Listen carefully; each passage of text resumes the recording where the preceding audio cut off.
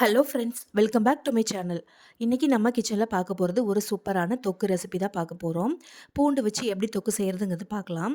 இந்த தொக்கு செய்கிறதுக்கு நமக்கு வெங்காயம், தக்காளி எதுவுமே நமக்கு தேவையில்லை.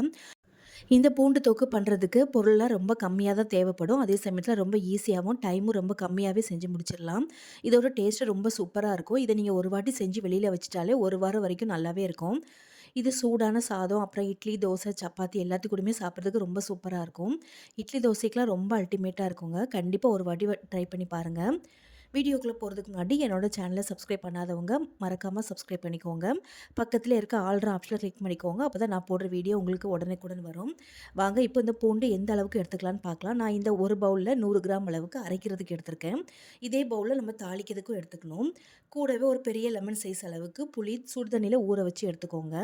இப்போ இந்த 2யுமே ஒரு மிக்ஸி ஜாருக்கு மாத்திட்டு நல்லா நைஸா அரைச்சு எடுத்துக்கலாம். இந்த மாரி நைஸா அரைச்சு எடுத்துக்கோங்க. இப்போ இந்த தொக்கு எப்படி செய்கிறதுங்கிறத பார்க்கலாம். இந்த தொக்கு செய்கிறதுக்கு நீங்க நல்லெண்ணெய் தான் கண்டிப்பா யூஸ் பண்ணணும். அதுதான் ஃப்ளேவர் ரொம்ப நல்லாயிருக்கும். அதே சமயத்தில நம்ம ரொம்ப காரமா செய்கிறதுனால நல்லெண்ணெய் சேர்த்துக்கிட்டா ரொம்ப நல்லது. நான் இன்னைக்கு 100 எம்எல் அளவுக்கு நல்லெண்ணெய் சேர்த்துருக்கேன். இப்போ எண்ணெய் சூடானதுக்கு அப்புறமா இது கூட கடுகு, அதுக்கப்புறமா கொஞ்சம் சீரகம் சேர்த்துக்கலாம். இந்த 2மே நல்லா பொரிஞ்சு வரட்டும். வேறு எதுவும் நீங்கள் வெந்தயம் அதெல்லாம் எதுவுமே சேர்க்க தேவையில்ல. இந்த 2 மட்டும் சேர்த்தா போதும். இது கூட நம்ம எடுத்து வச்சிருக்க 100 கிராம் அளவுக்கு முழு பூண்டு சேர்த்துக்கலாம். நம்ம ஏற்கனவே 100 கிராம் அளவுக்கு பூண்டு அரைச்சு எடுத்துருக்கோம். அதே அளவுக்கு பூண்டு வதக்குறதுக்கும் எடுத்துக்கோங்க.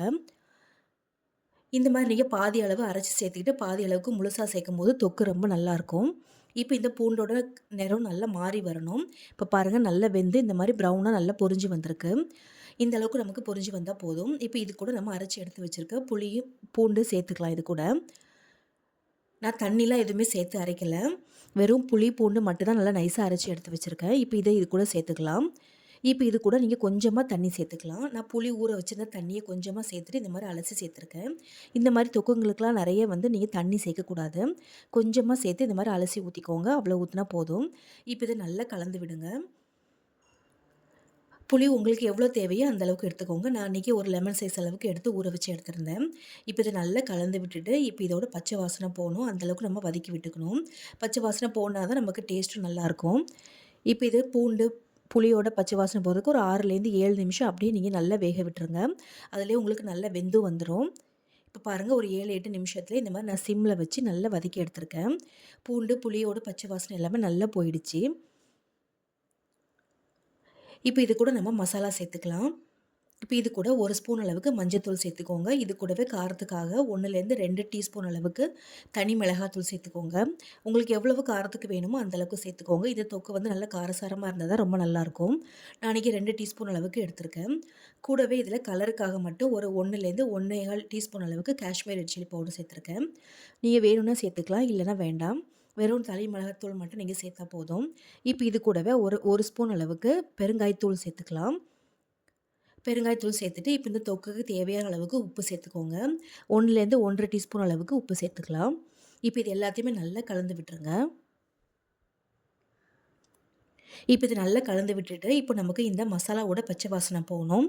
நம்ம ஏற்கனவே புளி, பூண்டு எல்லாமே நல்லா வேக வச்சுட்டோம். இப்ப இது கூடவே ஒரு 2 டேபிள் ஸ்பூன் அளவுக்கு பச்சையா நல்லெண்ணெய் சேர்த்துக்கோங்க. நல்லெண்ணெய் சேர்த்துட்டு, இப்ப இத நல்லா மிக்ஸ் பண்ணி விட்டுட்டு, இப்ப இதோட பச்சை வாசனை எல்லாம் போணும். அதுக்காக ஒரு 2, 3 நிமிஷம் மட்டும் மூடி விட்டுருங்க. இது ரொம்ப நேரம் வதக்கணும்னு அவசியம் இல்ல. ஏன்னா புளி, பூண்டு எல்லாமே நமக்கு நல்லா வதங்கி வந்திருக்கு. இப்ப இந்த பச்சை வாசனை மசாலாவோட பச்சை வாசனை மட்டும் தான் போணும். அதுக்காக ஒரு 2, 3 நிமிஷம் நல்லா வதக்கி விட்டுட்டு எடுத்துருங்க. அவ்வளோதாங்க நம்மளோட சூப்பரான பூண்டு தொக்கு சூப்பரா ரெடி ஆயிடுச்சு. இது ரொம்ப சிம்பிளாவே செஞ்சு முடிச்சாச்சு. இதோட டேஸ்ட்டும் ரொம்ப சூப்பரா இருக்கும். கண்டிப்பா ஒரு வாட்டி ட்ரை பண்ணி பாருங்க. என்னோடது வீடியோ உங்களுக்கு பிடிச்சதுன்னா மறக்காம லைக் பண்ணி ஷேர் பண்ணிக்கோங்க. தேங்க்ஸ் ஃபார் வாட்சிங்.